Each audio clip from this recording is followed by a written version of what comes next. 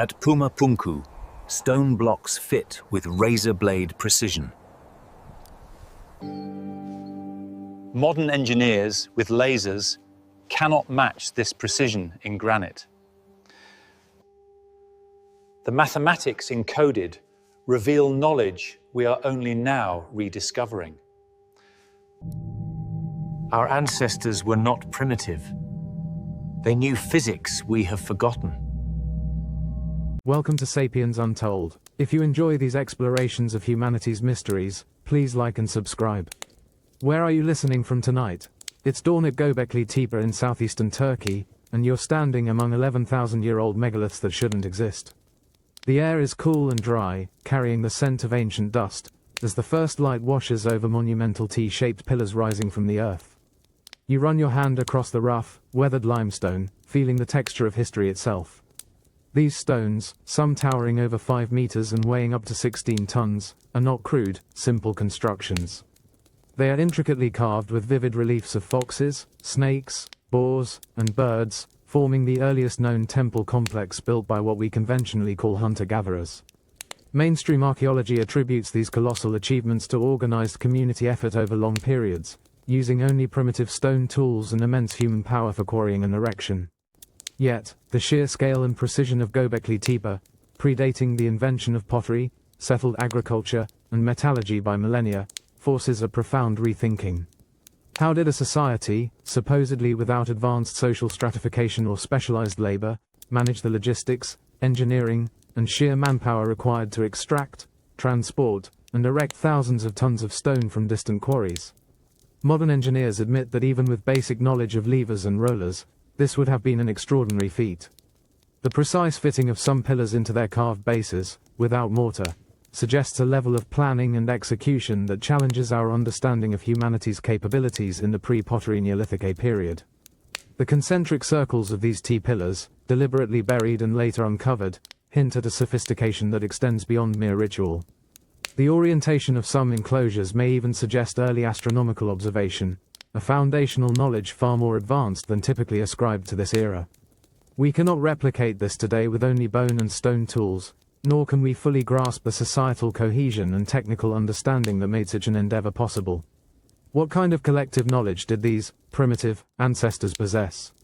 What lost methods did they employ to carve such intricate patterns, lift such enormous weights, and align structures with such intent, long before the accepted dawn of civilization? You reflect on the humbling realization that our ancestors were not primitive, but rather possessed an understanding of materials and perhaps even physics that we are only beginning to rediscover. What secrets remain buried beneath these ancient hills, waiting to challenge our modern assumptions about the human story?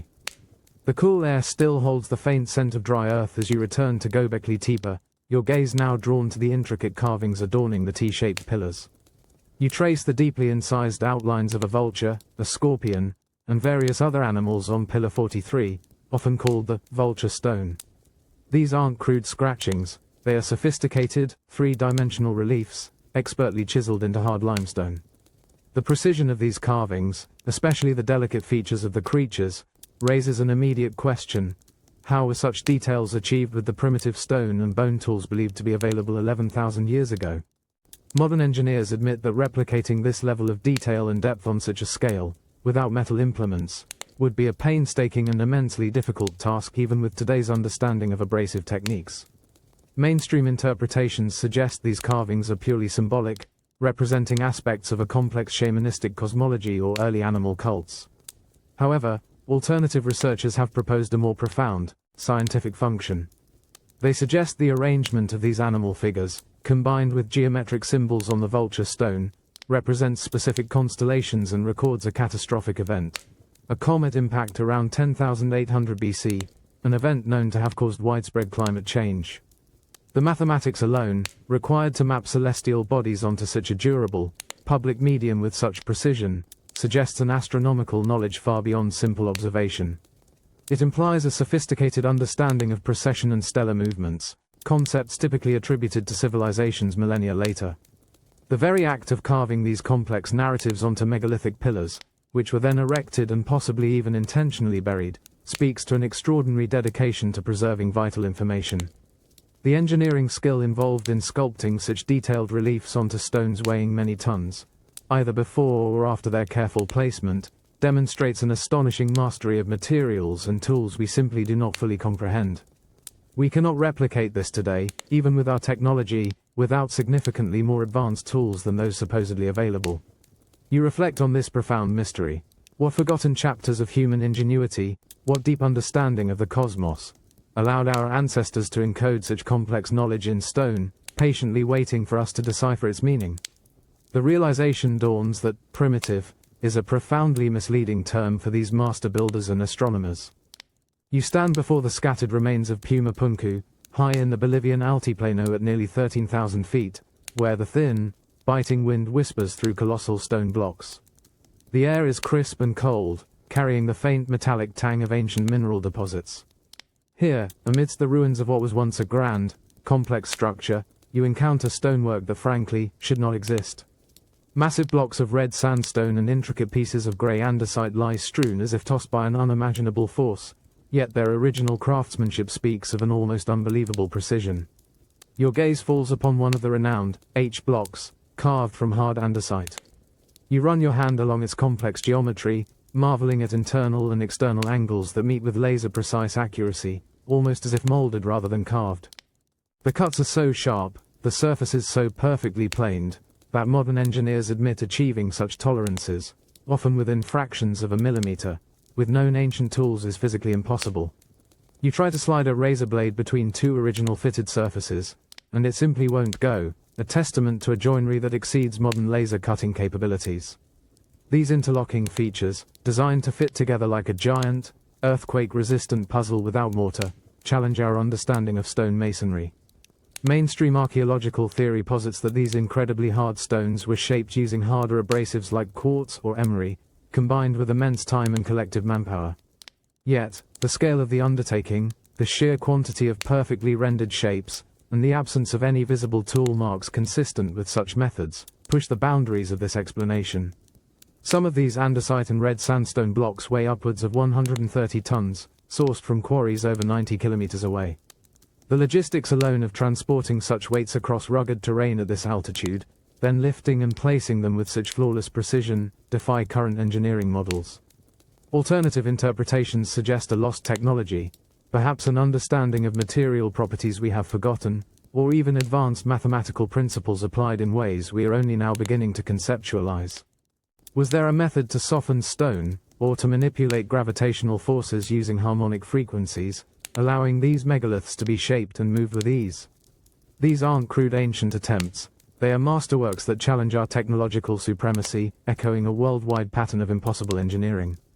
You contemplate what forgotten knowledge our ancestors possessed, what deep understanding of physics and mathematics allowed them to achieve what we struggle to replicate today, even with our technology. The humbling realization settles that primitive is a profound mischaracterization for those who built Puma Punku. The thin, clear air of the Bolivian plateau at Puma Punku sharpens your senses as you kneel beside a block of grey andesite, its surface surprisingly smooth and cool to the touch. This isn't just carved stone, it's an engineering marvel. You trace the perfectly flat planes and intricate internal angles with your fingertips, noting the almost machine finish. Andesite, a volcanic rock, ranks around 6 to 7 on the Mohs scale of hardness, making it exceptionally difficult to work. It's harder than granite, making it resistant to most primitive tools. Mainstream archaeology explains the precision by suggesting the Tiwanaku people, who built Puma Punku around 501,000 AD, employed rudimentary stone hammers and abrading techniques over vast stretches of time, with water and sand as grinding agents. However, a geologist's touch reveals something profoundly perplexing. The exactitude of the cuts, the sharp 90-degree internal and external corners, and the minute features like small drill holes and precisely spaced indentations along straight lines, seem to defy the capabilities of hammering and grinding. Modern engineers admit that replicating this quality of finish on such hard material, without metal tools, would be virtually impossible today, let alone thousands of years ago. The absence of characteristic percussion marks or erratic tool paths found with primitive methods further compounds the mystery. Alternative interpretations explore the possibility of advanced, perhaps acoustic, methods of stone shaping. Could ancient engineers have used resonant frequencies to induce molecular softening, allowing for precision cuts that mimic modern laser technology. Indigenous oral traditions often speak of a time when the stones were light or moved with sound. While this sounds like myth, the physical evidence of Puma Punku's impossibly precise stonework demands we consider all possibilities. The consistency of these complex geometric patterns across multiple blocks suggests a standardized method, not a laborious, individual effort. These aren't just blocks, they're components of an elaborate, earthquake-proof interlocking system, revealing a deep understanding of structural dynamics and mathematics. The uniformity of these elements, like parts from a colossal ancient machine, challenges our conventional timeline of technological development. What forgotten methods allowed them to work stone with such fluidity and precision, creating surfaces that feel almost molded rather than carved? You reflect on the profound humility required when facing such achievements. Our ancestors at Puma Punku were not simply strong or patient. They possessed a scientific and engineering prowess we are only now beginning to recognize as lost, not merely underdeveloped. You descend into the cool, silent depths of the Serapeum at Saqqara, Egypt, leaving the desert heat behind. The air grows heavy, carrying the faint, earthy scent of ancient rock and profound mystery. Here, carved into the bedrock, lies a subterranean labyrinth of tunnels, within which reside 24 colossal granite sarcophagi. These aren't ordinary coffins. They are massive, finely polished boxes, each weighing between 70 and 100 tons, complete with perfectly fitted lids of similar weight. The sheer scale and precision of these objects are breathtaking. You run your hand along the impossibly smooth surface of one of these sarcophagi, feeling the cool, dense Aswan granite. This material is incredibly hard, rated at 6 to 7 on the Mohs scale. Mainstream Egyptology attributes their creation to copper tools, sand, and immense human effort, typically spanning the New Kingdom period. However, the physical evidence challenges this explanation. The internal corners of these boxes are sharp and perfectly square, almost as if machine cut. Modern engineers admit that achieving such precision on hard granite, within a tolerance of mere fractions of a millimeter, using primitive tools, would be physically impossible with known ancient methods. There are no signs of the extensive sanding and grinding marks that would be expected from manual abrasion. The lids are fitted so perfectly that a razor blade cannot be inserted into the seam. This level of craftsmanship suggests something far beyond rudimentary techniques. The sheer weight of the sarcophagi, often requiring multiple football fields of space to maneuver with ropes and ramps in ancient times, raises immense questions about their transport and placement within the confined, underground tunnels.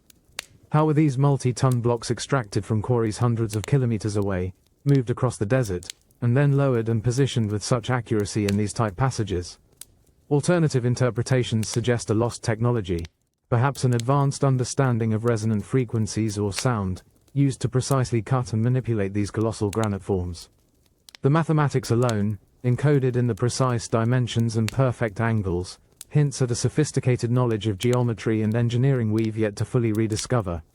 These aren't crude ancient attempts. They are masterworks that challenge our technological supremacy, echoing a worldwide pattern of impossible engineering. You reflect on the knowledge lost to time, what our ancestors understood about physics and material properties that allowed them to achieve such feats. The humbling realization dawns that primitive is a profoundly inadequate word for those who built the Serapeum. The subterranean silence of the Serapeum in Saqqara presses in around you, broken only by your own breath as you approach one of the colossal granite sarcophagi. These aren't just large boxes, they are acoustically remarkable structures. You lean close to the smooth, polished surface of the Aswan granite, a material known for its hardness and dense crystalline structure. Mainstream Egyptology describes these as burial places for sacred Apis bulls, crafted with enormous labor using copper tools and abrasive sands.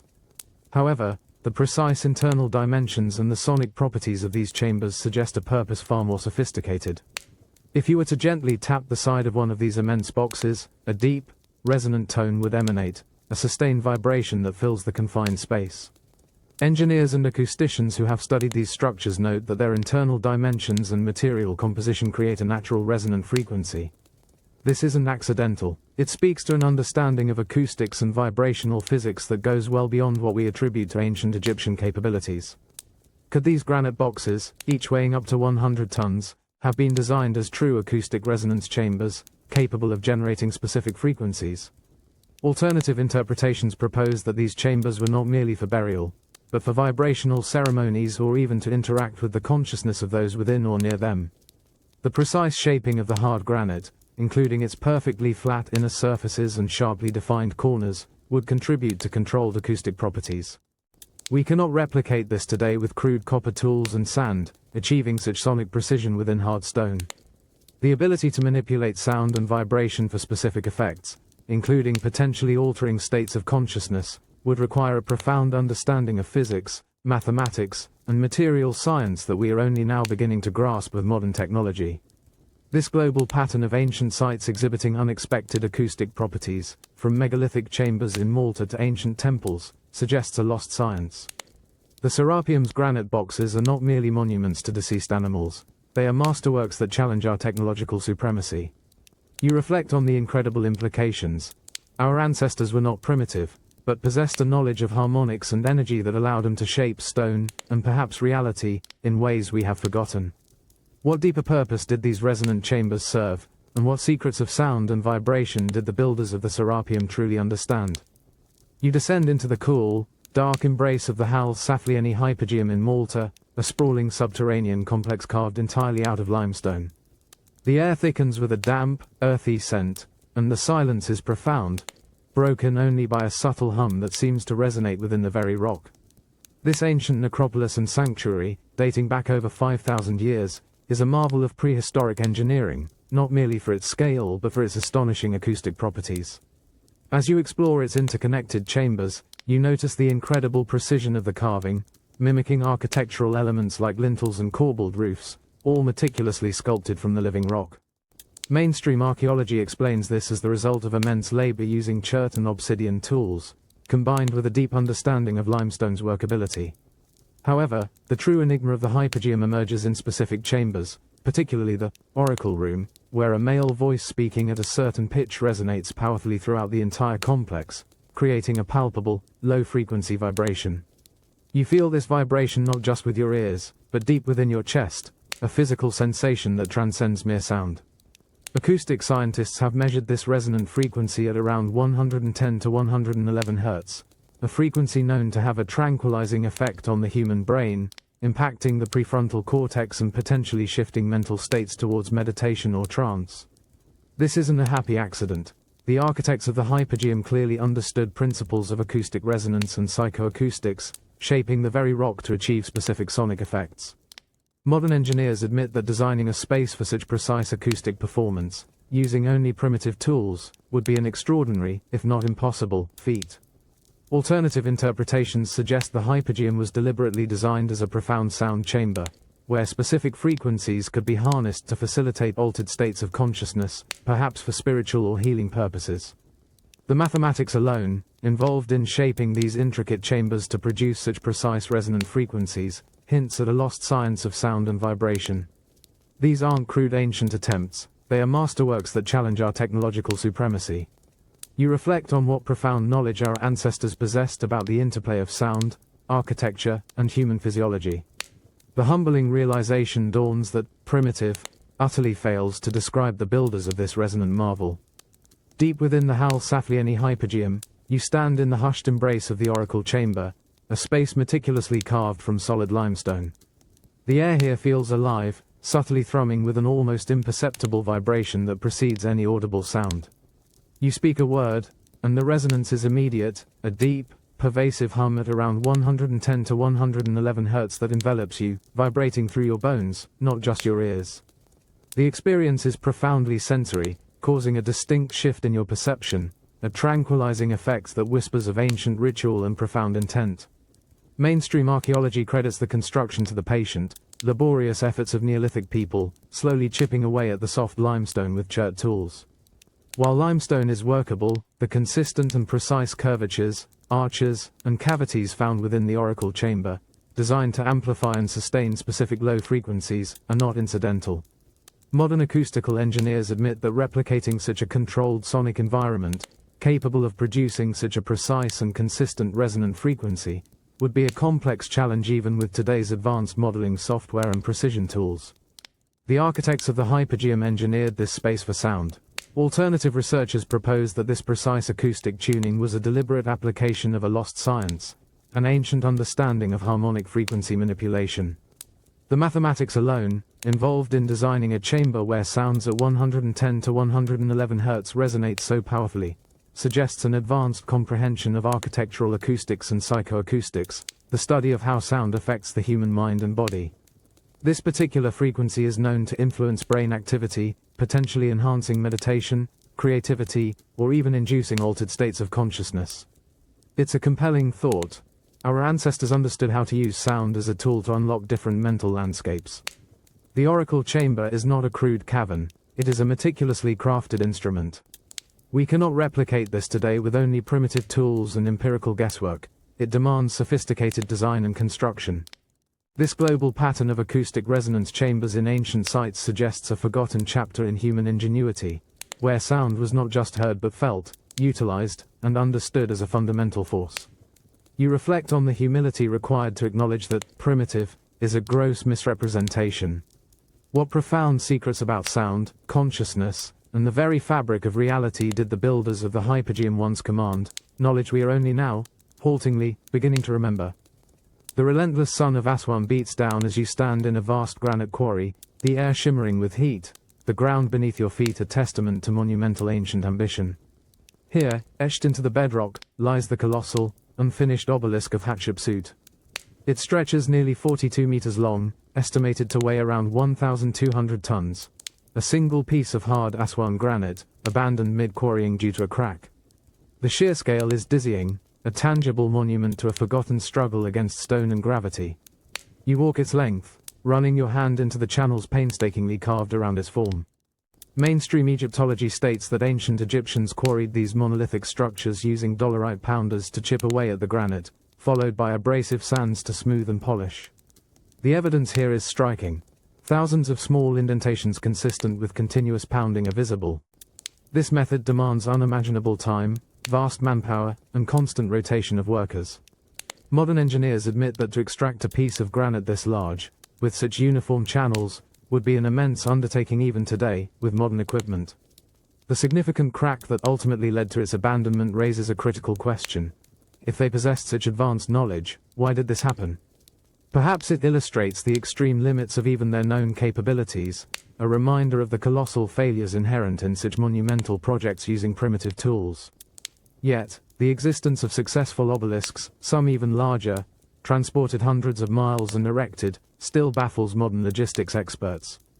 The physically impossible transport logistics of such objects, with estimates ranging from 1,200 tons for this unfinished piece to well over that for others, remains unexplained by conventional means. Alternative perspectives suggest that while pounding might have been used for shaping, perhaps a more advanced, lost technology was employed for the initial precise cutting or for easing the stone's removal from the bedrock. Did they utilize some form of harmonic frequency to microfracture the granite, or stone softening techniques, making the work less laborious than brute force suggests? The mathematics alone to plan such a massive extraction and the subsequent transport and erection of successful obelisks implies a profound engineering understanding we are still trying to grasp. You reflect on the sheer scale of ambition, the immense knowledge that must have underpinned such projects, and the humbling realization that primitive utterly fails to capture the ingenuity of these ancient engineers, even in their moments of failure. Standing in the Aswan quarry, the harsh Egyptian sun illuminates the unfinished obelisk, inviting a closer inspection of its surfaces. You trace the deep, clean channels separating the obelisk from the bedrock, pondering the tools that created them. While the dolerite pounders left their characteristic peck marks, the evidence from other finished Egyptian artifacts, crafted from equally hard granite and diorite, tells a different story, one of incredibly precise, straight cuts and perfectly drilled holes that defy primitive technology. Mainstream archaeology attributes these fine cuts to copper saws used with abrasive sands, meticulously worked over long periods. Yet, consider the physics.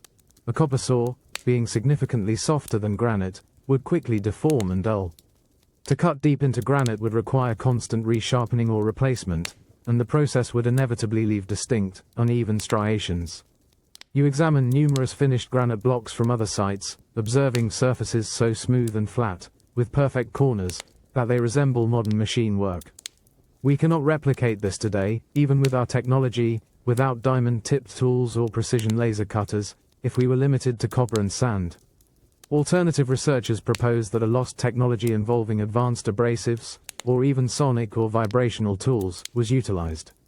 The consistent kerf widths, the cut made by a saw blade, on certain ancient granite objects are remarkably uniform, far too precise for handheld, primitive tools.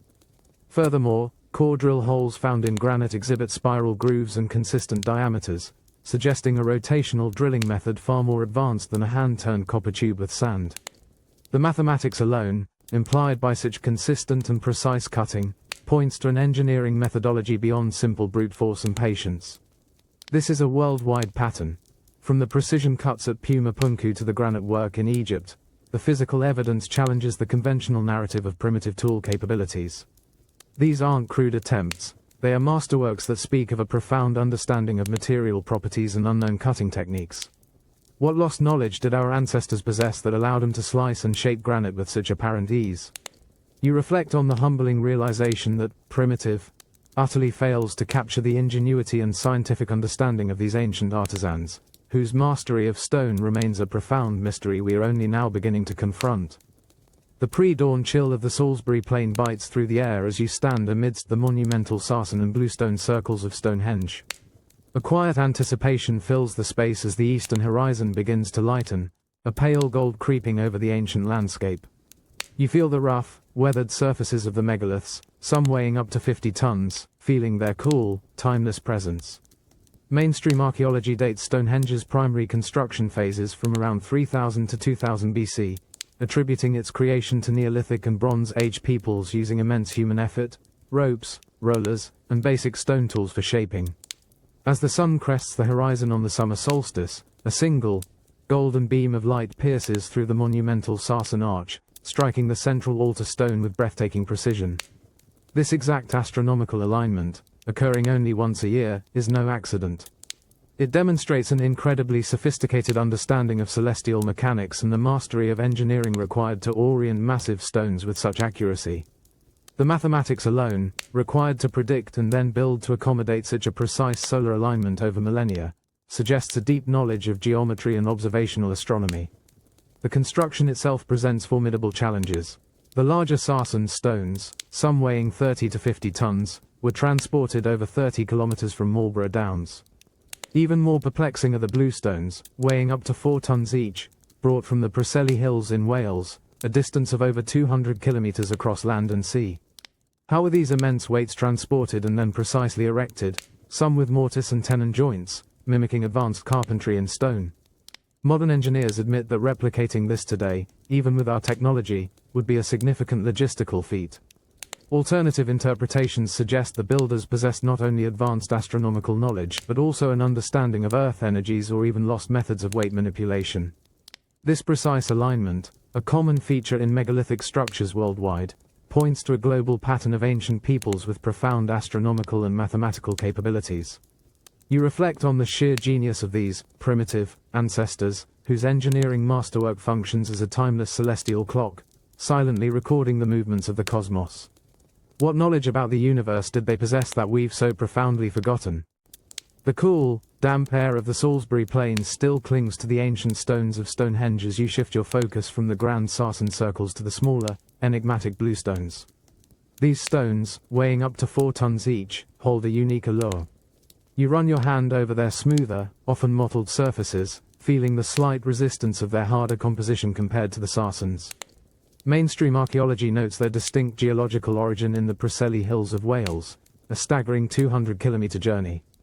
The prevailing theory attributes their transport to a combination of overland dragging, river barges, and sea voyages, using immense numbers of people and crude tools. However, the precision of their placement within the Stonehenge complex, and their specific properties, raise compelling questions. The bluestones are known for their unique acoustic qualities. When struck, many produce a bell-like tone, earning them the nickname ringing rocks. This natural resonance, combined with their distant origin and specific placement, suggests that their selection was not arbitrary. Could the builders of Stonehenge have possessed an understanding of sound and material properties that led them to select these particular stones for reasons beyond their visual aesthetics? Alternative interpretations suggest that the bluestones' acoustic properties were intentionally harnessed for ceremonial purposes, perhaps even to create a specific sonic environment that would alter consciousness during rituals. Furthermore, researchers have identified mathematical constants, such as the golden ratio, phi, and other geometric principles, subtly encoded in the dimensions and spacing of Stonehenge's layout, including the bluestone circles. The mathematics alone, required to incorporate such sophisticated geometric relationships and astronomical alignments into a multi-phase construction over centuries, implies a level of architectural and astronomical planning we struggle to reconcile with the conventional, primitive, label. These aren't random arrangements, they are masterworks of applied mathematics and acoustic engineering. We cannot replicate this today with only the tools and knowledge attributed to Neolithic peoples, especially considering the scale and precision. This invisible geometry, connecting the bluestones to celestial events and subtle earth energies, points to a profound, lost scientific understanding. You reflect on the humility required to acknowledge that our ancestors weren't primitive, but rather possessed knowledge of physics, mathematics, and even psychoacoustics that we are only now rediscovering. What profound secrets did the builders of Stonehenge embed within their rings of stone, silently echoing through time? You plunge into the warm, emerald waters off Yonaguni-jima, Japan, where schools of fish dart around colossal, angular formations rising from the seabed. The salty taste of the ocean fills your mouth, and the muffled silence of the underwater world amplifies the awe you feel. Before you, a monumental structure emerges from the depths. Immense, terraced steps, vast platforms, and sharp, geometric angles carved into solid sandstone. This is the Yonaguni Monument, a submerged enigma that challenges everything we thought we knew about ancient Japanese civilization. Mainstream geology often attributes these formations to natural processes, the effects of erosion, currents, and seismic activity on layered sandstone. They argue that the parallel lines, sharp angles, and flat surfaces are merely coincidental, a stunning but natural geological phenomenon. Yet, as you run your gloved hand over a perfectly straight edge, feeling its deliberate cut, the idea of pure chance seems to recede. The sheer scale of the structure, rising over 20 meters from the seafloor, with features like perfectly formed right angles, stepped pyramids, and what appear to be carved drainage channels, speaks of an intentionality rarely found in nature. Alternative researchers, including marine geologists, highlight specific evidence: precise, carved holes, a distinct, perfectly circular depression, and straight channels that could only be man-made. The structure's undeniable symmetry, its alignment with cardinal directions, and what some identify as a large, carved stone animal figure, strongly suggest human modification. If this is indeed an artificial structure, or at least heavily modified by human hands, its submergence indicates an age predating the end of the last ice age, possibly 10,000 years or more ago, when sea levels were significantly lower.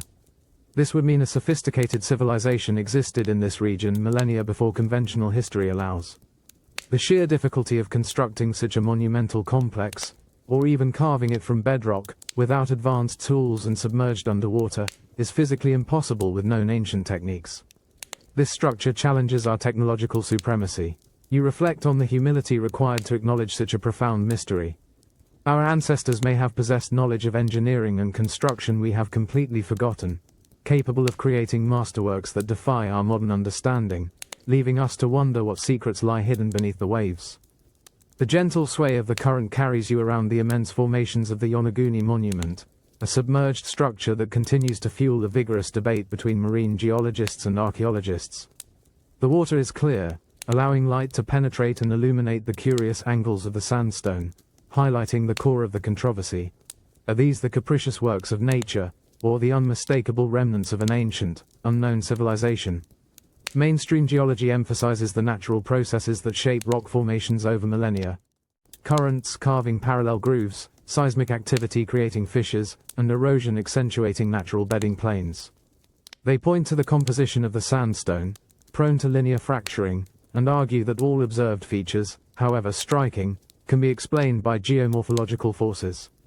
This perspective views the monument as a remarkable geological anomaly, a testament to nature's artistry, rather than human intervention. However, the arguments for artificiality or modification are equally compelling.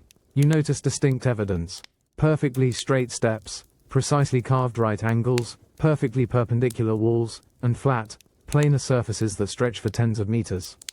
These features are often found in conjunction with what appear to be deliberately cut channels, a large, deeply incised face, figure, and even triangular depressions, which some researchers argue are clear examples of tool marks.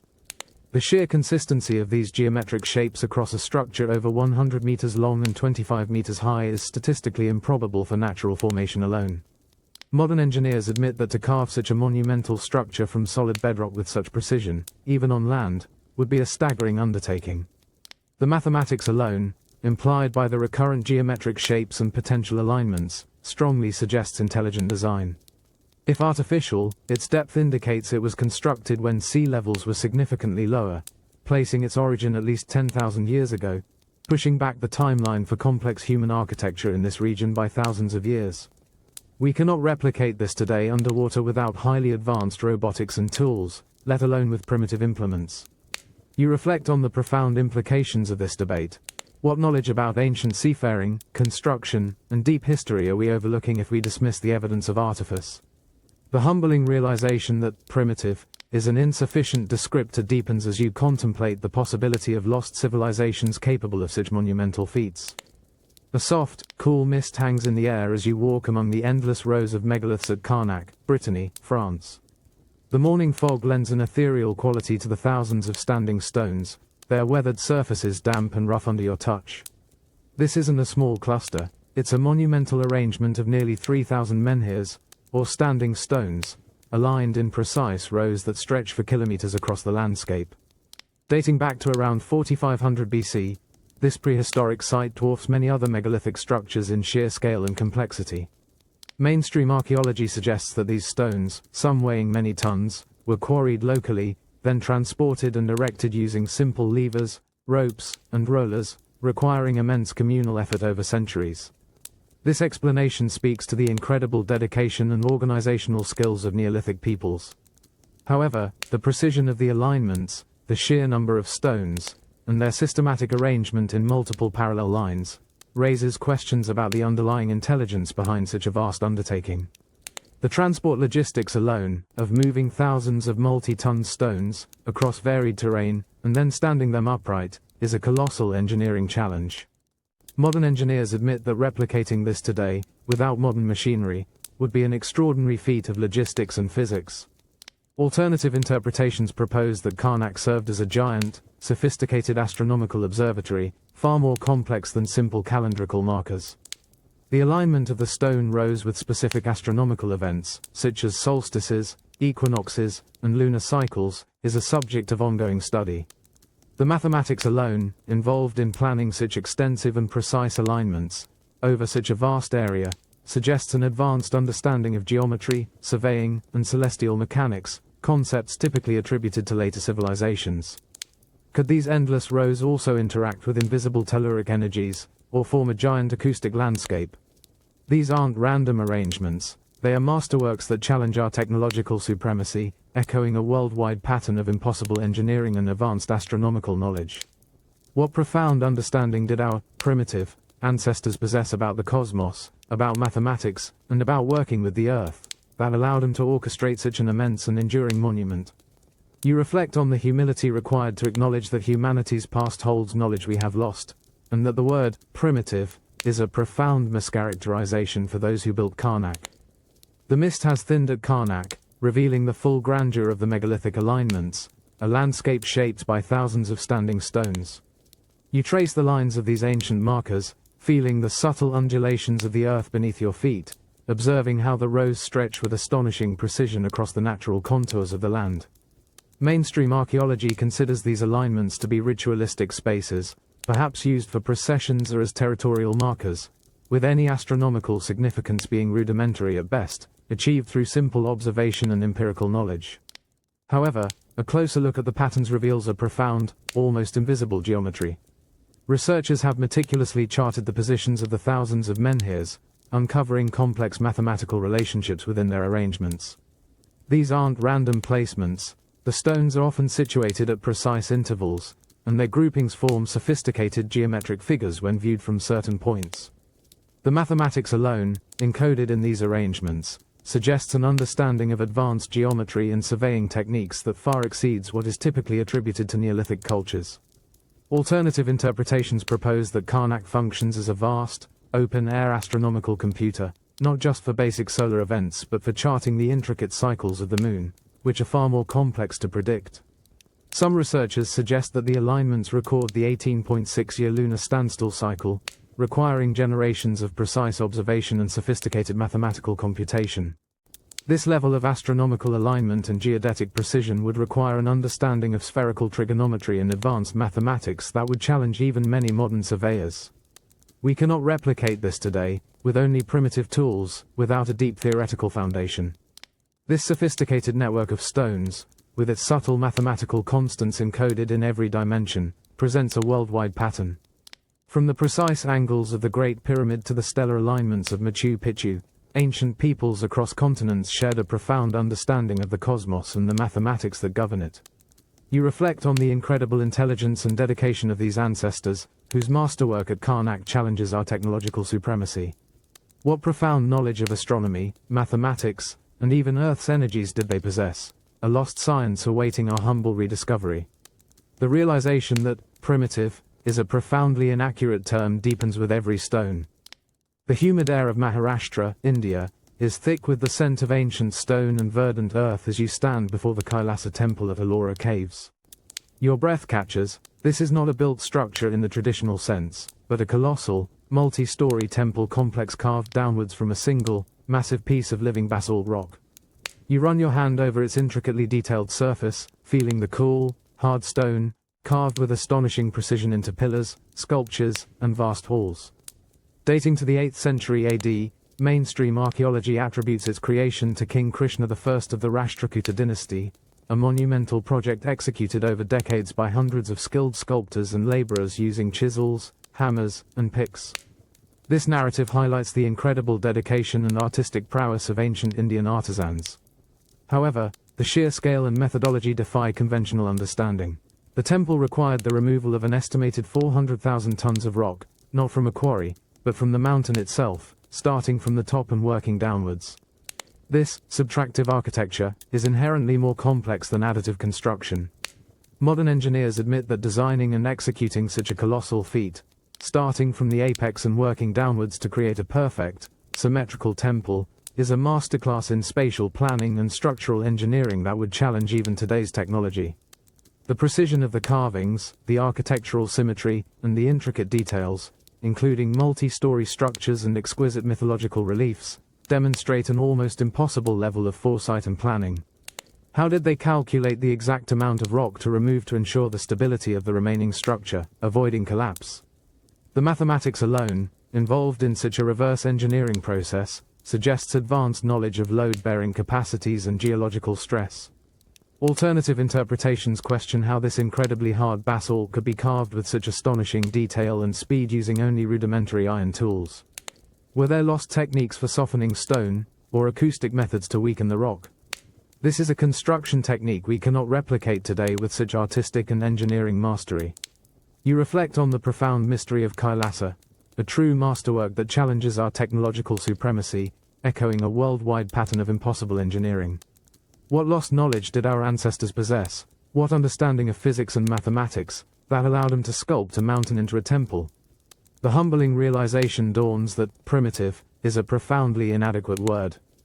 Standing within the Kailasa temple, you look up at the soaring ceiling, then down at the carved elephants supporting the structure, feeling the cool, hard basalt all around you.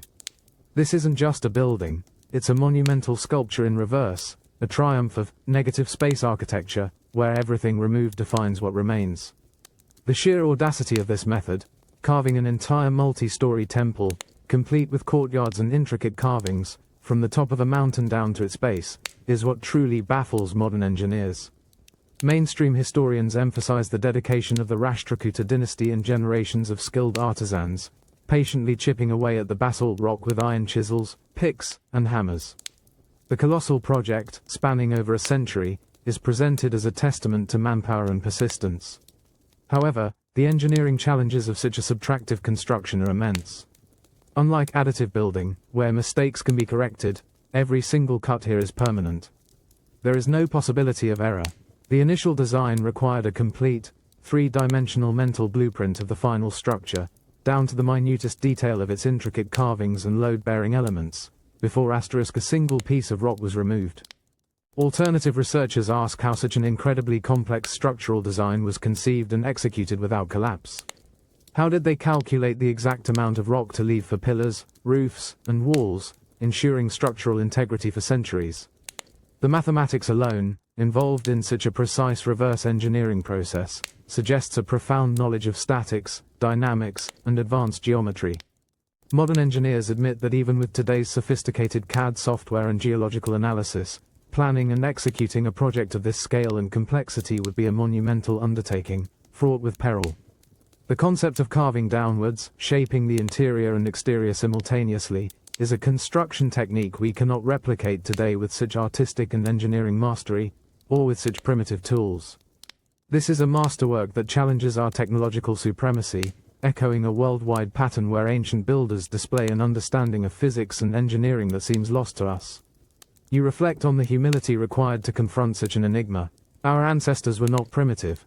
They possessed a profound, forgotten science of rock mechanics, spatial planning, and perhaps even methods for working hard stone that we are only now beginning to dimly perceive. What secrets did the sculptors of Kailasa hold, etched into the very mountain they transformed? The wind rushes past your small plane as you soar over the arid plains of Nazca, Peru, the dry, dusty air pressing against the window. Below, etched into the ochre earth, lies one of humanity's most enduring enigmas, the Nazca Lines. Your eyes scan the vast expanse, until suddenly, a colossal image resolves itself from the intricate network of lines, the unmistakable form of a hummingbird, spanning nearly 100 meters. The sheer scale and precision of these geoglyphs, created by removing the reddish-brown surface pebbles to expose lighter soil beneath, are breathtaking. Dating from 500 BC to 500 AD, mainstream archaeology attributes the creation of the Nazca Lines to the Nazca people, who used simple surveying techniques, stakes, ropes, and vast amounts of manpower. They propose that small-scale models were first made, then scaled up to create these immense figures, perhaps for ritual purposes related to water or fertility. This explanation highlights the organizational capabilities of the ancient Nazca. However, the unique aspect of the Nazca Lines is that many of the largest, most complex figures, like the hummingbird, are only fully discernible from a significant altitude. From the ground, they appear as a confusing jumble of lines. This, only seen from above, characteristic raises a profound question. For whom were these immense artworks intended, if not for ground-level human observers? The perfect proportions, scale, and long, straight lines, some stretching for kilometers without deviation, suggest an advanced understanding of geometry and surveying. Modern engineers admit that to lay out such perfect, monumental figures over vast, uneven terrain, ensuring accurate scaling and maintaining perfectly straight lines for kilometers, would be incredibly difficult without aerial perspective or sophisticated surveying equipment. Alternative interpretations explore various possibilities. Perhaps the Nazca people possessed a form of primitive hot air balloon technology, or that these lines served as astronomical calendars, aligning with celestial events from a higher perspective.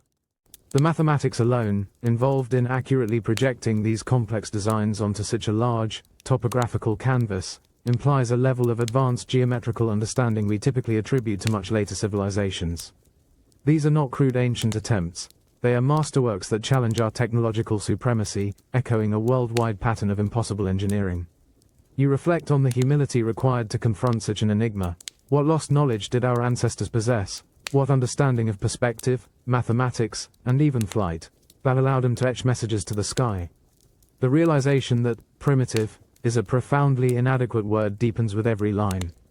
From your vantage point above the Nazca Plains, the sheer scale and deliberate construction of the geoglyphs provoke a profound question.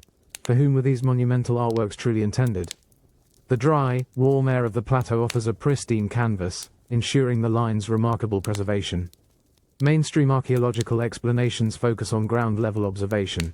The Nazca people may have walked these paths as part of rituals, or used nearby hills for perspective. This interpretation suggests that the figure's aerial legibility is secondary to their terrestrial function, with the builders using simple geometry and empirical methods. However, the question of perspective remains a central enigma. Many of the most intricate designs, such as the spider, monkey, or the massive hummingbird you just observed, are so vast and complex that their true form is lost at ground level.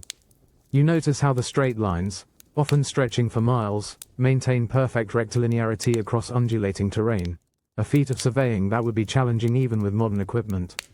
The precision exceeding modern surveying capabilities, given the presumed tools, suggests a different kind of knowledge. Alternative interpretations delve deeper into the possibility of an unseen observer. Some suggest the geoglyphs were signals to deities or celestial beings, a cosmic communication. Others propose that the Nazca people had a sophisticated understanding of engineering and flight, perhaps employing early hot air balloons to oversee their work, as depicted in some local legends. The mathematics alone, involved in scaling up complex designs from small models to hundreds of meters across the landscape, while maintaining perfect proportion and alignment, implies a mastery of geometry and projective drawing that transcends simple stake and rope methods. This phenomenon of macro-engineering, for a distant or elevated view, is a fascinating, worldwide pattern, hinting at ancient capabilities that challenge our technological supremacy. We cannot replicate this today with known primitive tools, achieving such precision on this scale. You reflect on the humility required to admit our limitations. Our ancestors were not primitive. They possessed a profound understanding of perspective, engineering, and perhaps a cosmic connection that allowed them to create messages for the heavens themselves. What knowledge about the universe and its observers has been lost, and what enduring mysteries do the Nazca lines still whisper from the earth? The crisp, cool air of the Peruvian Andes invigorates you as you stand before the colossal, Cyclopean walls of Sacsayhuamán, overlooking Cusco. The scent of dry earth and ancient stone fills your senses as you press your hand against the seam where two massive stones meet. These are not small, uniform blocks. They are megalithic boulders, some weighing over 100 tons, intricately shaped into multifaceted polygons, fitting together with astonishing precision without a single speck of mortar. You cannot slide a razor blade, or even a sheet of paper, between them. Mainstream archaeology attributes these incredible walls to the Inca Empire, built between the 13th and 16th centuries, utilizing thousands of laborers, bronze and stone tools, and meticulous trial and error. The theory suggests the stones were moved using ropes, ramps, and leverage, then painstakingly ground and fitted. This explanation credits the Inca with extraordinary organizational skill and persistence. However, the physical impossibility of such precision using known tools, on such an immense scale, is profound. The stones are not uniformly shaped, each is unique, with dozens of angles and convexities, yet they interlock perfectly with their neighbors, creating a wall impervious to earthquakes. Modern engineers admit that replicating this today, even with our technology, would be a monumental challenge, requiring advanced CAD software, precision cutting, and heavy lifting equipment. The thought of achieving this with mere stone hammers and bronze chisels, shaping stones that are harder than the tools themselves, defies logic. The mathematical relationships, implied by the perfect geometric fit of these irregular stones, suggest a lost knowledge of geometry and stereotomy, the art of cutting stones for specific three-dimensional arrangements. Alternative interpretations explore ancient knowledge of stone softening techniques, perhaps using plant extracts or sonic vibrations to make the stone pliable enough to be pressed into place. Indigenous oral traditions sometimes speak of sound being used to levitate or move stones. The impossible weight manipulation and transport logistics of these colossal stones, from quarries miles away and then uphill, further confound conventional explanations. This precision stonework, found globally from Egypt to Puma Punku, presents a worldwide pattern of advanced engineering that challenges our technological supremacy. You reflect on the humility required to admit our ancestors weren't primitive, but possessed a profound mastery of stone, physics, and mathematics that we are only now beginning to dimly comprehend. The late afternoon sun casts long shadows over the magnificent walls of Sacsayhuamán, highlighting the massive, irregularly shaped stones that form its formidable defenses. You trace the undulating outlines where these 100-ton blocks meet, their junctions so perfectly matched that they seem to flow into one another. The sheer scale of the stones, some towering many meters high and weighing more than 100 tons, immediately brings the logistical puzzle of their construction to the forefront. Mainstream archaeology explains the moving and fitting of these colossal stones through the diligent application of manpower, ropes, levers, and ramps. Thousands of Inca laborers, it is suggested, painstakingly dragged and nudged these immense rocks from distant quarries, then spent years shaping them to fit perfectly. This narrative emphasizes human tenacity and organizational skill. However, the physical reality of moving a 100-ton stone uphill, sometimes over significant distances and elevations, using only primitive tools and raw strength, is a challenge that modern engineers admit is physically impossible with known ancient methods. The sheer friction and force required would exceed the capabilities of even thousands of individuals with basic technology. Furthermore, the precise fitting of these multi-angled stones, each unique, demands not just immense force but also unparalleled precision. How were these colossal blocks maneuvered into place, often with convexities and concavities, without damaging the delicate edges that form such tight seams? The concept of trial and error for fitting such immense stones, some needing to be lifted or nudged repeatedly, seems implausible given their weight and the precision required. Even with modern cranes and laser guides, achieving such tolerances on such a scale would be a formidable task. Alternative interpretations explore lost technologies for impossible weight manipulation. Indigenous oral traditions, spanning across cultures, often speak of sound, consciousness, or forgotten methods that made stones light. Could the Inca have possessed an understanding of anti-gravity or harmonic frequency manipulation that allowed them to move these megaliths with greater ease? This worldwide pattern of megalithic construction challenges our technological supremacy. You reflect on the humility required to acknowledge that our ancestors weren't primitive, but possessed a profound knowledge of physics, engineering, and material science that has been lost to us, leaving behind masterworks that quietly defy our understanding of gravity and construction. The wind carries the scent of volcanic rock and distant ocean spray as you stand in the quarry of Rano Raraku, on Easter Island. Here, hundreds of unfinished moai, the iconic colossal stone heads, lie embedded in the volcanic tuff, some still connected to the bedrock, abandoned mid-carving. You run your hand over the rough, grey stone, feeling the immense scale of these giants. This quarry is a silent testament to an extraordinary feat of engineering, and an equally profound mystery. How were these massive statues carved, transported, and then erected across the island? Mainstream archaeology explains the carving process using basalt picks and stone adzes, painstakingly chipped away by teams of Rapa Nui sculptors over long periods. The evidence of many unfinished moai with visible tool marks supports this laborious method. The largest complete moai weighs around 82 tons, while the largest unfinished one here, El Gigante, would have weighed over 270 tons. The sheer physical effort required to carve these, let alone transport them, is almost unimaginable. Modern engineers admit that even with basic knowledge of levers and rollers, moving such colossal weights across the rugged terrain of Easter Island, sometimes many kilometers, would be an impossible logistical challenge with known primitive tools. The mystery deepens when considering how these statues were then transported upright, or walked, to their final platforms. Indigenous oral traditions speak of the moai walking to their ahu, their ceremonial platforms, a story often dismissed as myth. Yet, experimental archaeology using hundreds of people and ropes has only managed to move smaller replicas with great difficulty, raising questions about the efficiency and feasibility of these conventional methods for the larger statues. The mathematics alone, involved in balancing and moving these multi-ton figures without fracturing them, suggests a sophisticated understanding of physics and mechanics. Alternative interpretations explore lost technologies for weight manipulation or a deeper, forgotten understanding of material properties. Could the Rapa Nui have utilized a method of harmonic frequency or acoustic levitation, allowing them to overcome gravitational limitations? This is a construction technique we cannot replicate today, even with our technology. You reflect on the humility required to acknowledge that our ancestors were not primitive, but possessed knowledge of physics, engineering, and perhaps even esoteric techniques that have been lost to us.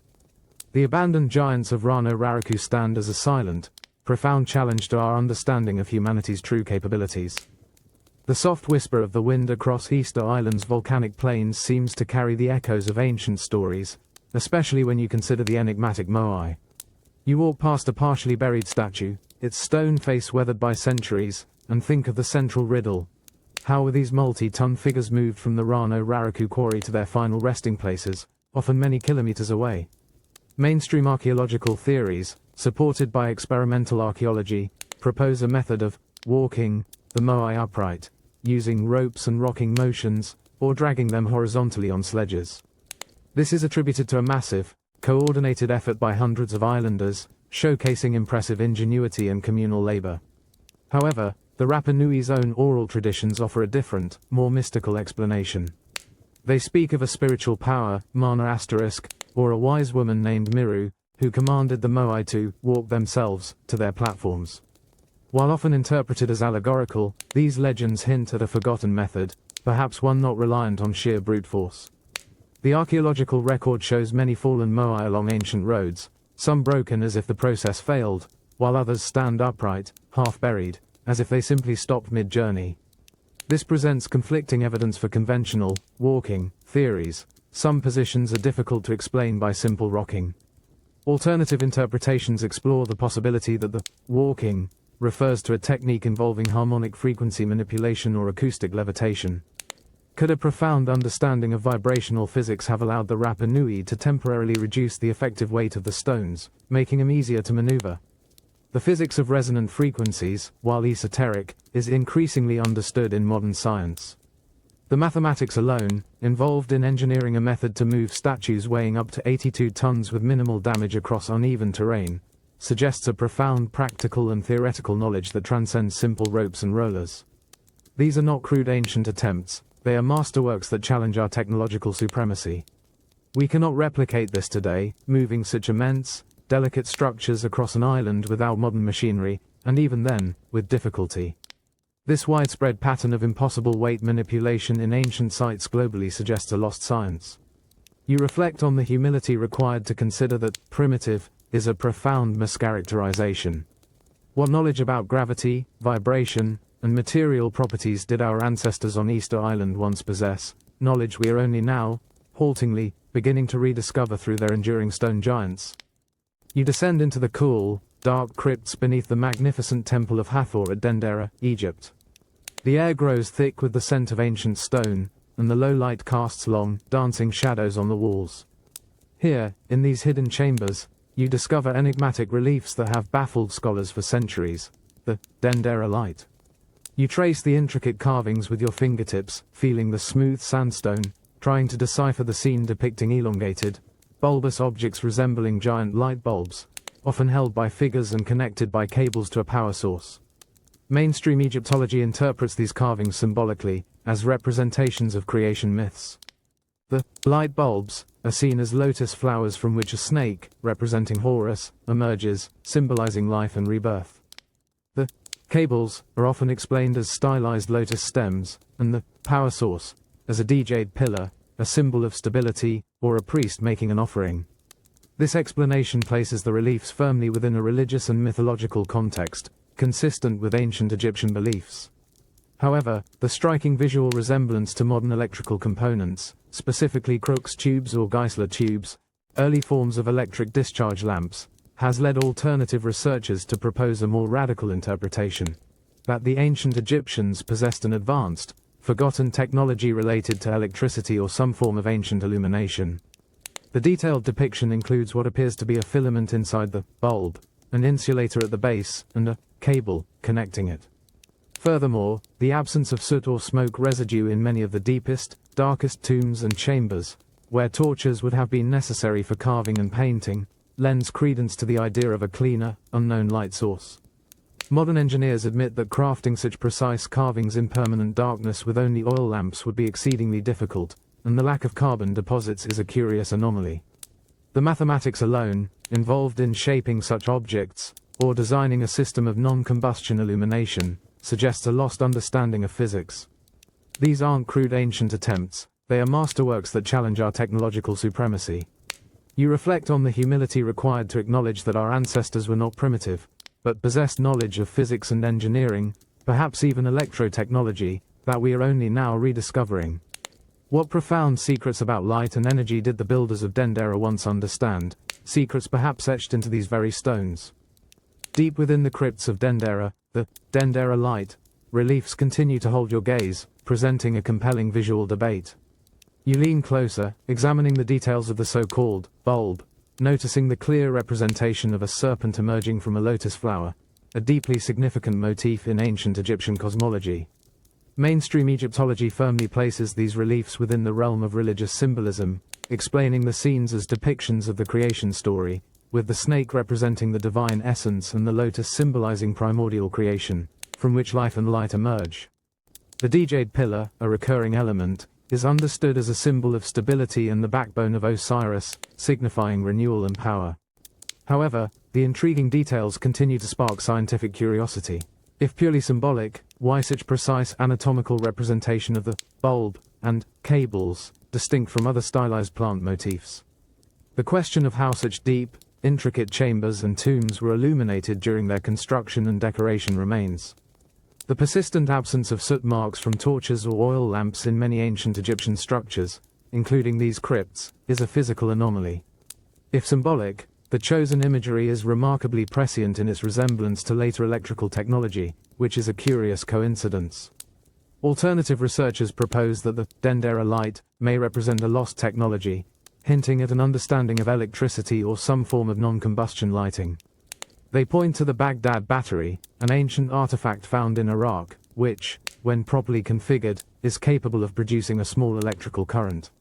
While direct evidence connecting these devices to the Dendera reliefs is missing, it highlights that ancient peoples may have understood basic electrical principles. The mathematics alone, involved in harnessing such power, suggests a lost science of energy production and light. Modern engineers admit that designing and building a sustainable, internal lighting system for underground complexes without combustion would require sophisticated engineering. These aren't crude ancient attempts at symbolism. They are masterworks that, depending on interpretation, either reveal an incredibly complex cosmology or challenge our technological supremacy with forgotten knowledge. You reflect on the humility required to consider both possibilities. Our ancestors were not primitive. They possessed knowledge about physics, energy, and perhaps even the very nature of light, that we are only now beginning to dimly rediscover. What profound secrets about light and energy were etched into these stones, awaiting our understanding? The humid air of the Yucatan jungle hangs heavy around you as you stand before El Caracol, the ancient Mayan observatory at Chichen Itza. Its circular tower, unique among the rectilinear Mayan architecture, rises majestically, its weathered stone textured by millennia of rain and sun. You climb its winding internal staircase, feeling the cool, damp stone, until you reach the upper chamber with its strategically placed windows. This structure, dating from approximately 900 AD, is a profound testament to the astronomical prowess of the Maya.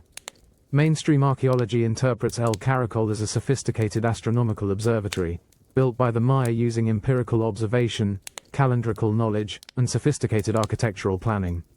Its primary purpose, they suggest, was to track the movements of Venus, a celestial body profoundly important in Mayan cosmology for agricultural and ritual timing.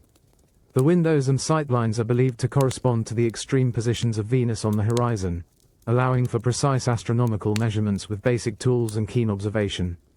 However, the sheer precision of these alignments pushes the boundaries of conventional understanding. You peer through one of the observation windows, imagining the ancient Mayan astronomers charting the rare transit of Venus across the Sun, an event that occurs in pairs 8 years apart, then not again for over a century. The mathematics alone, required to predict such complex celestial mechanics and then build a permanent stone structure to track them with such accuracy, implies a profound understanding of spherical astronomy and geometry. Modern astronomers admit that the Mayan ability to track Venus with such detail, including its complex cycles, was comparable to, if not superior to, European astronomy of the same period, achieved without telescopes or precision instruments.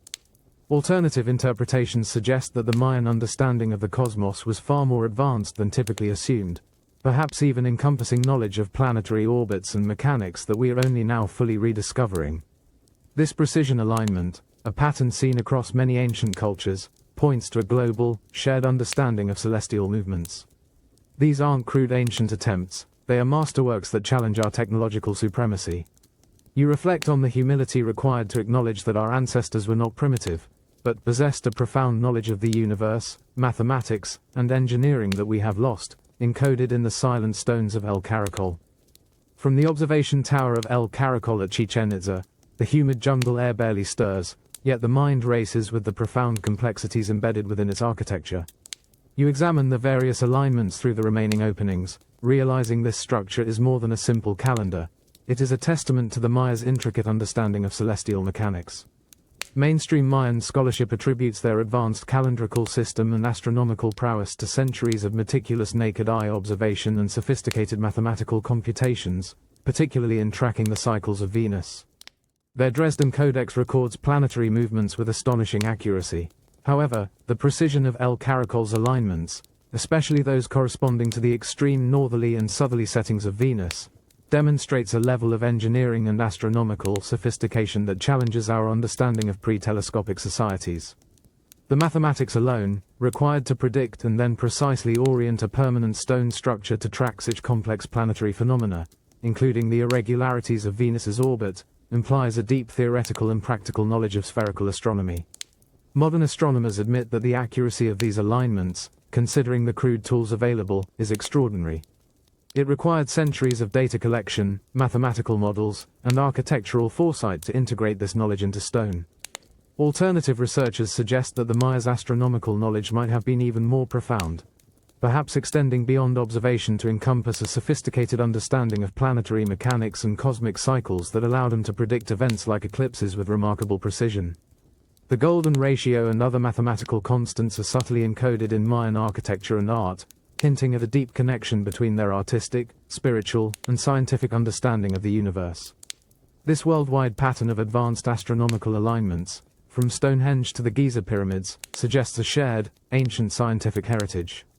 These aren't crude ancient attempts at tracking the stars, they are masterworks of scientific engineering that challenge our technological supremacy. We cannot replicate this today, building a stone observatory with such lasting accuracy using only primitive tools. You reflect on the humility required to acknowledge that our ancestors were not primitive, but possessed a lost knowledge of physics, mathematics, and celestial mechanics that we are only now rediscovering. What profound secrets about the universe did the Mayan astronomers of El Caracol once understand, their wisdom etched into the silent stones? You step into the cool, silent embrace of the Derinkuyu underground city in Cappadocia, Turkey, leaving the harsh Anatolian sun behind. The air grows immediately cooler, carrying the faint, dry scent of ancient earth. You navigate narrow, winding passages, carved meticulously from the soft volcanic tuff, descending deeper and deeper into the earth. This isn't a small cave dwelling, it's an immense, multi-level subterranean metropolis, possibly extending up to 18 stories deep, capable of housing thousands of people along with their livestock and food supplies. Mainstream archaeology dates the earliest parts of Derinkuyu to the Phrygians around the 8th-7th centuries BC, with significant expansion by the Byzantine Greeks.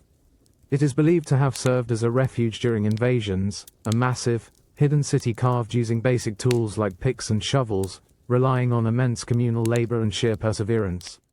This explanation highlights the incredible ingenuity and resilience of ancient peoples in creating a safe haven. However, the complexity of its design and engineering goes far beyond simple excavation. The scale of this underground city is mind-boggling. It features an intricate system of ventilation shafts, some reaching over 80 meters deep, ensuring fresh air circulates through all levels. There are also water wells, communal kitchens, stables, churches, and even wineries, all carved out of solid rock. Crucially, each level could be sealed off by massive, circular stone doors, weighing hundreds of kilograms, rolled into place from the inside. The mathematics alone, involved in designing and constructing such an extensive and effective ventilation system, ensuring air quality across multiple deep levels, without modern engineering knowledge, is astonishing. Modern engineers admit that achieving such a functional and sustainable underground habitat, ensuring structural integrity and airflow, would be a complex challenge even today. Alternative interpretations question the motivation for such a colossal undertaking and the ease with which such a massive amount of rock was removed. Could there have been lost technologies for easier excavation of the volcanic tuff, or a more profound understanding of geological stresses and air dynamics? This is a construction technique we cannot replicate today with such comprehensive functionality and sustainability using primitive tools. You reflect on the humility required to acknowledge that our ancestors were not primitive, but possessed a lost knowledge of subterranean architecture, physics, and engineering that we are only now rediscovering. What profound secrets did the builders of Derinkuyu understand about survival and structural integrity deep within the earth? Deep within the cool, quiet passages of the Derinkuyu underground city, you encounter another marvel of ancient engineering: the massive, circular rolling stone doors. These aren't just decorative elements, they are ingenious defense mechanisms, carved from single pieces of rock, often weighing hundreds of kilograms, and designed to roll into place from the inside, effectively sealing off levels of the city. You run your hand over the smooth, heavy surface of one such door, noting the meticulous carving and the narrow, central hole that allowed a bar to lock it. Mainstream archaeology attributes these defensive features to the practical ingenuity of the Phrygians and Byzantines, who faced frequent invasions. They explain that these doors, while heavy, could be rolled by a few individuals due to their precise circular shape and a carved groove in the floor. This narrative highlights clever mechanical advantage and robust design. However, the sheer engineering required for these doors, from quarrying them in perfect circular form to creating the precise channels and central pivot points, pushes the boundaries of capabilities using only primitive tools. Modern engineers admit that designing and implementing such large, perfectly balanced rolling doors, without modern measuring tools or structural calculations, would be a complex challenge. Consider the implications for subterranean defense. These doors, coupled with the intricate network of narrow passages and ventilation shafts, formed an almost impenetrable fortress against invaders. The design ensured that once closed, they were incredibly difficult to open from the outside.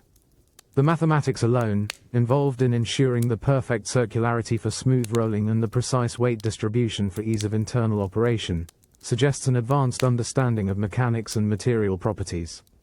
This is not just a pragmatic solution, it's a sophisticated piece of engineering.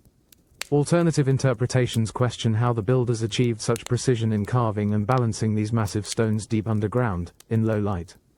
Were there lost methods for shaping these rocks with such exactitude? This worldwide pattern of sophisticated defensive engineering, from the polygonal walls of Sacsayhuamon to the ingenuity of Derinkuyu, challenges our technological supremacy. You reflect on the humility required to acknowledge that our ancestors were not primitive, but possessed a profound knowledge of physics, engineering, and defense that we are only now rediscovering. What profound secrets about subterranean construction and strategic defense did the builders of Derinkuyu understand, their wisdom etched into the silent, rolling stone doors? The air within the Great Pyramid of Giza is thick and still, carrying the scent of dry stone and millennia. As you navigate the narrow passages, a sense of immense weight presses down. Finally, you enter the king's chamber, a stark, granite room with a towering ceiling. Here, the silence is profound, almost disorienting, amplifying the subtle hum that seems to emanate from the very walls. Mainstream Egyptology dates the pyramid's construction to around 2580–2560 BC, attributing it to the reign of Pharaoh Khufu, built over 2 decades by tens of thousands of skilled laborers using copper tools, ramps, and immense ingenuity. However, the precision of the king's chamber challenges this narrative. It is constructed from massive blocks of red Aswan granite, some weighing 50 to 80 tons, fitted with incredible accuracy. You run your hand along the joints, feeling surfaces so perfectly matched that a razor blade cannot be inserted between them, achieved without mortar. Modern engineers admit that to cut, transport, and perfectly place such enormous, hard granite blocks, hundreds of feet inside a massive pyramid, with primitive tools, is physically impossible with known ancient methods. The sheer friction involved in sliding such blocks into place with this precision defies conventional explanation. Beyond the visible engineering, the king's chamber exhibits remarkable acoustic properties. When a specific tone is uttered or a musical instrument played, the room resonates at a frequency around 432 Hz, often described as a healing frequency or other specific tones depending on location. This intentional acoustic resonance, built into the very fabric of the chamber's dimensions and materials, suggests a purpose far beyond mere entombment. The mathematics alone, involved in designing a chamber to produce such specific harmonic frequencies, implies a profound understanding of acoustics and vibrational physics. Alternative interpretations propose that the Great Pyramid was not merely a tomb, but a colossal power plant, a harmonic resonator, or an advanced observatory, harnessing subtle earth energies. These aren't crude ancient attempts. They are masterworks that challenge our technological supremacy, echoing a worldwide pattern of impossible engineering. You reflect on the humility required to acknowledge that our ancestors were not primitive, but possessed a lost knowledge of physics, mathematics, and even energy manipulation that we are only now rediscovering. What profound secrets about sound, energy, and the cosmos did the builders of the Great Pyramid truly understand? Within the solemn, echoing granite of the Great Pyramid's king's chamber, a physicist's mind finds itself at a precipice of wonder and inquiry. The air here, dense and still, seems to amplify not just sound, but thought itself. Mainstream Egyptology maintains the pyramid's function as a royal tomb, its sophisticated internal structures and alignments serving religious and funerary purposes for Pharaoh Khufu. This interpretation emphasizes the symbolic and calendrical significance of its astronomical orientations. However, the physical properties of the pyramid itself suggest a far more complex function than a mere burial chamber. The entire structure is oriented with incredible precision to true north, within a fraction of a degree, a feat of astronomical surveying that would be challenging even with modern instruments. Furthermore, mathematical constants like pi and phi, the golden ratio, are encoded into its dimensions and proportions with astonishing accuracy. The mathematics alone, involved in such a precise and integrated design, imply a mastery of geodesy, astronomy, and advanced geometry that exceeds conventional timelines for ancient capabilities. Modern engineers admit that to achieve such precision on this colossal scale, using only primitive tools, is physically impossible with known ancient methods. Alternative interpretations propose that the Great Pyramid functioned as a sophisticated energy device, perhaps a resonant chamber or a form of ancient power generator. Its unique construction materials, an outer casing of highly reflective Tura limestone, a core of local nummulitic limestone, and internal granite chambers, each possess specific electrical and vibrational properties. Recent scientific studies have shown that the pyramid can focus electromagnetic energy in its chambers and beneath its base. This suggests a deliberate architectural design to interact with energy fields. These aren't crude ancient attempts, they are masterworks that challenge our technological supremacy. You reflect on the humility required to admit that our ancestors were not primitive, but possessed a lost knowledge of physics, mathematics, and even electromagnetism that we are only now rediscovering. What profound secrets about energy, the cosmos, and the very fabric of reality did the builders of the Great Pyramid truly understand, their wisdom etched into stone and silently resonating through time? The cool, damp air of the Loire Valley in France wraps around you as you stand before the Great Dolmen of Bagno, a monument of such scale it feels as if the weight of the heavens rests upon it. You run your hand over the rough, earthy surface of one of its enormous capstones, feeling the immense pressure contained within these ancient stones. This is a truly megalithic structure, comprised of several massive slabs of sandstone, with a single capstone weighing an estimated 90 tons, forming a burial chamber or passage grave dating back to the Neolithic period, around 3500 BC. Mainstream archaeology explains the construction of dolmens like Bagno through immense collective effort, using earth ramps, rollers, ropes, and simple leverage to maneuver these vast stones into place. The theory posits that hundreds, if not thousands, of people would have been required to slowly drag, lift, and position these heavy slabs over decades or centuries. This narrative credits Neolithic societies with impressive social organization and engineering ingenuity, despite their lack of metal tools or advanced machinery. However, the sheer weight of the capstones and the precision of their placement pose profound questions. To lift a single 90-ton stone to a height of several meters and then balance it perfectly on its supporting orthostats, upright stones, is an engineering feat that modern engineers admit is physically impossible with known primitive tools. The forces involved in friction, the strength of natural ropes, and the stability of earth ramps under such immense, concentrated loads, present seemingly insurmountable obstacles to conventional explanations. The mathematics alone, involved in calculating the leverage and structural integrity required for such a lift, implies a sophistication that challenges our understanding of Neolithic builders. Alternative interpretations explore lost technologies for impossible weight manipulation. Indigenous oral traditions from various cultures speak of sound or an understanding of natural forces that could make stones light, allowing them to be moved and placed with ease. Could the builders of Bagno have possessed a forgotten science of harmonic frequency manipulation or some form of acoustic levitation? This worldwide pattern of megalithic construction challenges our technological supremacy.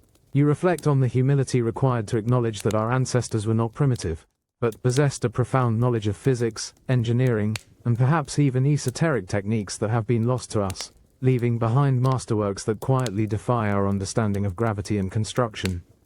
Standing beneath the colossal capstones of the Great Dolmen of Bagno, the cool, quiet atmosphere invites you to imagine the prehistoric community that somehow raised these immense slabs. You feel the weight of history in the air, contemplating the sheer human effort conventionally proposed for such a feat.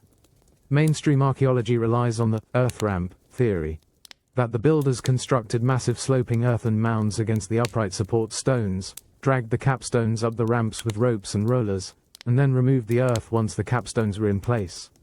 This explanation emphasizes a prolonged, communal effort over many years, a testament to Neolithic engineering persistence. However, the practicalities of the Earth ramp theory for structures of this scale present formidable engineering challenges. To build a ramp capable of supporting a 90-ton capstone, extending for many times its height to achieve a workable slope, would itself be a massive construction project requiring far more material than the dolmen itself. The stability of such a ramp, especially with the concentrated pressure of such an immense stone being dragged across it, is questionable. Modern engineers admit that designing and constructing such a stable, load-bearing earth ramp and then executing the drag and lift of a 90-ton capstone without modern compaction or structural supports is physically impossible with known ancient tools and techniques. The logistics alone of such a project, from coordinating thousands of laborers to maintaining the structural integrity of the ramp, are staggering. Alternative interpretations often look beyond sheer manpower. Indigenous oral traditions from various megalithic cultures speak of forgotten technologies or even a manipulation of natural forces. Could the builders have possessed an understanding of acoustic levitation, harmonic frequency manipulation, or some other lost method that eased the gravitational burden of these stones? The incredible precision of other megalithic sites globally, where stones are fitted so perfectly a razor blade won't fit between them, points to advanced methods beyond simple brute force. This worldwide pattern of impossible weight manipulation challenges our technological supremacy. These aren't crude ancient attempts, they are masterworks that defy our understanding of engineering physics. You reflect on the humility required to admit our ancestors were not primitive, but possessed a profound knowledge of physics and mathematics that we've lost. What secrets did the prehistoric community of Bagno understand about moving mountains, secrets silently held within the great capstones they so impossibly raised? The humid dawn air of Cambodia is still and heavy, carrying the scent of tropical flora as you stand by the tranquil reflecting pools of Angkor Wat. The first rays of sun paint the sky with hues of orange and pink, revealing the temple's iconic 5 towers in a breathtaking reflection on the water. You feel the smooth, warm sandstone beneath your hand, marveling at the colossal scale of this 12th century masterpiece. Angkor Wat isn't merely a temple, it's a vast, intricately planned city and cosmic observatory built from millions of sandstone blocks. Mainstream archaeology attributes the construction of Angkor Wat to the Khmer Empire, primarily under King Suryavarman II, over a period of about 35 years. The sandstone blocks, some weighing several tons, were quarried from Kulan Mountain, over 40 kilometers away, and transported via canals and rafts. The precision of the intricate carvings and fitting, it is believed, was achieved through iron tools and skilled labor, relying on immense manpower and organizational prowess. This explanation showcases the Khmer's extraordinary artistic and engineering capabilities. However, the sheer quantity of stone used, estimated at up to 10 million blocks, along with the precise fit of the unmortared joints, challenges conventional narratives. You examine the tightly interlocking sandstone blocks, some so perfectly fitted that a razor blade cannot be inserted between them, despite the complexity of the carvings. Modern engineers admit that to quarry, transport, and assemble such a massive structure, maintaining such uniform precision across millions of blocks, without the aid of modern heavy machinery, is physically impossible with known ancient methods. The logistics of this stone-moving operation alone defy current engineering capabilities for the period. Alternative interpretations explore the possibility of advanced, lost technologies that facilitated the carving and transportation of these stones. Could the Khmer have possessed an understanding of material properties, perhaps even a stone softening technique, that allowed for such intricate and precise work on a grand scale? The astronomical alignments of Angkor Wat, pointing to various solstices and equinoxes, also suggest a deep understanding of mathematics and celestial mechanics. These aren't crude ancient attempts, they are masterworks that challenge our technological supremacy, echoing a worldwide pattern of impossible engineering. You reflect on the humility required to acknowledge that our ancestors were not primitive, but possessed a profound knowledge of physics, mathematics, and construction that we are only now rediscovering. The rich, earthy scent of the Cambodian jungle envelops you as you wander the vast galleries of Angkor Wat, your gaze drawn to the monumental bas-reliefs. Among the most iconic is the churning of the ocean of milk, a 49-meter-long depiction from Hindu cosmology. You run your hand along the intricately carved sandstone, feeling the texture of 1,000 figures engaged in a cosmic tug-of-war. Mainstream archaeology interprets these reliefs as a sublime artistic expression of Hindu myths, carved by skilled Khmer artisans using iron chisels and hammers, a testament to religious devotion and narrative storytelling. However, the precision and scale of these carvings, along with the sheer density of detail, present a profound challenge. Not only are the individual figures exquisitely rendered, but the entire tableau adheres to precise proportions and an overarching artistic vision across its enormous length. To achieve such consistent detail and flow over such a vast expanse, without modern measuring and drawing instruments, speaks of a mastery of scale and design that pushes the boundaries of conventional understanding.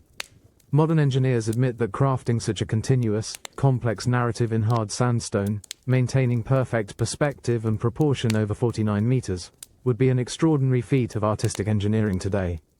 Alternative researchers suggest that beyond their mythological significance, these carvings may encode astronomical or even cosmological information.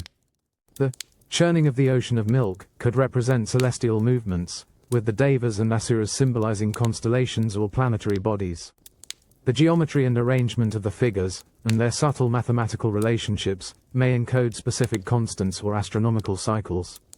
The mathematics alone, involved in such a complex and integrated artistic and potentially scientific narrative, suggests a deep understanding of multiple disciplines. These aren't merely decorative ancient attempts, they are masterworks that challenge our technological supremacy, echoing a worldwide pattern where ancient art subtly encodes profound knowledge. You reflect on the humility required to acknowledge that our ancestors were not primitive, but possessed a lost knowledge of physics, mathematics, and cosmology that they chose to embed within their sacred art. What profound secrets about the universe did the Khmer artisans of Angkor Wat understand, their wisdom silently churning within the stone? The realization that primitive is a profoundly inadequate word deepens with every intricate detail. The warm, bustling air of Delhi hums around you as you stand before the iron pillar, an imposing 7-meter-tall column of almost pure iron, dating back over 1,600 years to the 4th century AD. You reach out, touching its cool, unblemished surface, feeling its smooth, uncorroded texture. This pillar, a testament to ancient Indian metallurgy, stands exposed to the elements for centuries, yet it exhibits an extraordinary resistance to rust, a phenomenon that has baffled metallurgists and scientists worldwide. Mainstream material science attributes the pillar's rust-resistant properties to a unique combination of factors: a high phosphorus content in the iron, combined with low sulfur and manganese. During its forging, a protective passive film of iron hydrogen phosphate hydrate formed on its surface, which renews itself over time, acting as a barrier against corrosion. This explanation highlights the advanced metallurgical knowledge and skill of ancient Indian blacksmiths, who, through empirical methods, achieved a remarkable iron alloy. However, the precision and scale of this achievement challenged the conventional narrative of ancient ironworking. To forge such a large, pure iron pillar, weighing over 6 tons, without modern industrial blast furnaces, would require immense temperatures and sophisticated knowledge of iron refining processes. The welding of individual blooms of iron to form such a seamless column, without visible joins, implies a mastery of forging techniques that exceeded contemporary global capabilities. Modern engineers admit that replicating such a large, corrosion-resistant iron structure today, matching its purity and consistency, is a significant industrial undertaking, let alone with ancient technology. The mathematics alone, involved in controlling the chemical composition and forging process to achieve such long-term rust resistance, suggests an advanced understanding of material properties. Alternative interpretations question how this unique metallurgical knowledge was acquired and sustained. Could ancient India have possessed a more profound, lost science of material science that allowed them to understand and manipulate the atomic structure of iron in ways we are only now rediscovering? This is an impossible engineering feat that challenges our technological supremacy, echoing a worldwide pattern of forgotten scientific mastery. You reflect on the humility required to acknowledge that our ancestors were not primitive, but possessed a profound knowledge of chemistry, physics, and metallurgy that has been lost to us, leaving behind masterworks that silently defy the ravages of time and rust. In the heart of bustling Delhi, you stand beside the towering iron pillar, a relic of ancient metallurgy that defies our modern understanding of rust and corrosion. You run your hand over its remarkably pristine surface, considering the metallurgist's conundrum. How did ancient Indian artisans achieve such a monumental, rust-proof iron structure when even today, controlling corrosion in outdoor iron structures remains a significant challenge?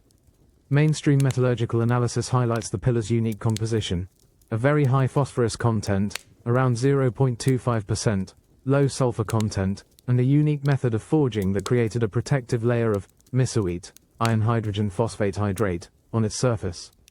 This passive film continuously regenerates, preventing further oxidation. This explanation posits that ancient Indian ironworkers, through generations of empirical experimentation and refinement, stumbled upon an optimal composition and forging process, creating a serendipitous marvel. However, the scale and consistency of this achievement are what truly challenge the accidental discovery narrative. To produce over 6 tons of wrought iron, with such precise chemical composition, without modern analytical tools or temperature controls, implies an astonishingly advanced understanding of material science. The method of forge welding individual iron blooms, lumps of purified iron from a bloomery furnace, together to form a seamless column of this size and purity is a feat that modern metallurgists admit is physically impossible with known ancient furnaces and techniques. The energy required to heat such large masses of iron and the skill needed to repeatedly forge weld them into a solid column would be immense, even with today's industrial capabilities. Alternative researchers propose that this was not merely empirical knowledge but a lost science of metallurgy, perhaps involving a deeper understanding of chemical reactions and material manipulation that we have yet to rediscover. Were there specific fluxes or alloying agents used that we don't fully understand? The mathematics alone, involved in consistently replicating this composition and forging process, suggests a systematic, scientific approach. This anomaly of ancient rust-proof forging challenges our technological supremacy, echoing a worldwide pattern of forgotten scientific mastery. You reflect on the humility required to acknowledge that our ancestors were not primitive, but possessed a profound knowledge of chemistry, physics, and material science that has been lost to us, leaving behind masterworks that quietly resist the very forces of nature. The scorching sun of the Bekaa Valley in Lebanon beats down, casting long shadows across the immense ruins of Baalbek. You stand atop the magnificent Roman temple of Jupiter, but it is not the Roman stonework that captures your wonder. Your feet are planted on a far more ancient foundation, the legendary trilithon, 3 colossal cut stones forming part of a massive platform. You run your hand over the smooth, reddish limestone, feeling the immense weight of history and mystery. Each of these 3 stones weighs approximately 800 tons, part of an even larger platform featuring stones that approach an astounding 1,200 tons. Mainstream archaeology attributes these megalithic foundation stones to a sophisticated Roman engineering project, dating to the 1st centuries AD. It is believed they used a complex system of rollers, levers, and possibly temporary earth ramps, with thousands of laborers and skilled engineers. This explanation credits the Romans with unparalleled ingenuity and organizational might, pushing the limits of known ancient technology. Yet, the physical impossibility of moving and positioning such masses using these methods remains a profound challenge. Consider the largest stone ever quarried by hand and moved, the Stone of the Pregnant Woman, or Hajar al-Hibla, located in a nearby quarry, weighing an estimated 1,000 to 1,200 tons. It remains unfinished and stuck in the ground. If they struggled with that one in the quarry, how were even larger 1,200-ton stones not only extracted but successfully transported and perfectly fitted into the platform at Baalbek? Modern engineers admit that even with today's heavy lift cranes and precision equipment, maneuvering stones of this immense size with the reported accuracy would be an extremely difficult and costly endeavor. The sheer scale defies conventional understanding of the physics and logistics of the ancient world. Alternative interpretations suggest a pre-Roman origin for the trilithon, perhaps a Cyclopean civilization with lost technologies for impossible weight manipulation. Indigenous oral traditions and ancient texts sometimes speak of giants or divine assistance in moving such colossal stones. Was there an understanding of acoustic levitation, harmonic frequency manipulation, or some forgotten application of physics that allowed these megaliths to be moved with seemingly effortless grace? These are not crude ancient attempts. They are masterworks that challenge our technological supremacy, part of a worldwide pattern of impossible engineering. You reflect on the humility required to acknowledge that our ancestors were not primitive, but possessed knowledge of physics, mathematics, and construction that we are only now beginning to dimly comprehend. The immense, sun-drenched stones of Baalbek's trilithon stretch out beneath you, their Cyclopean scale a final, resounding challenge to everything we think we understand about ancient capabilities. The air, thick with the scent of sun-baked limestone, whispers tales of unimaginable feats of engineering. Mainstream explanations for such monumental structures, from the Great Pyramid to Puma Punku, from Angkor Wat to the Iron Pillar of Delhi, invariably return to the same elements: primitive tools, vast time, and colossal human manpower. These explanations are often presented with scholarly rigor, acknowledging the ingenuity of our ancestors. Yet, site after site, the physical evidence forces us to confront fundamental questions that remain stubbornly unanswered. How do you explain laser-precise cuts in granite at Puma Punku that exceed modern capabilities, stones fitted so perfectly a razor blade won't fit between them, achieved without metal tools? How do you account for acoustic resonance chambers in Malta and Egypt that alter consciousness with precise frequencies, or astronomical alignments requiring advanced mathematics known only centuries later? And how do you move 1,200-ton stones, like those at Baalbek, with impossible weight manipulation, or forge rust-proof iron pillars 1,600 years ago without industrial technology? Modern engineers admit these feats are physically impossible with known tools and methods. The mathematics alone, encoded in the dimensions and alignments of these structures, suggests a level of sophistication we cannot replicate today, even with our technology. This isn't about dismissing human ingenuity. It's about acknowledging a worldwide pattern of masterworks that profoundly challenge our technological supremacy, suggesting a forgotten chapter in human history. You reflect on the profound humility required when facing these silent giants. Our ancestors were not primitive. They possessed a profound knowledge of physics, mathematics, acoustics, and material properties that we have, tragically, lost. What secrets of the universe did they understand? What insights into gravity, energy, and the very fabric of existence did they command? The realization dawns that primitive is a disservice to their genius, and that the unwritten history of Sapiens Untold holds truths we are only now, haltingly, beginning to rediscover.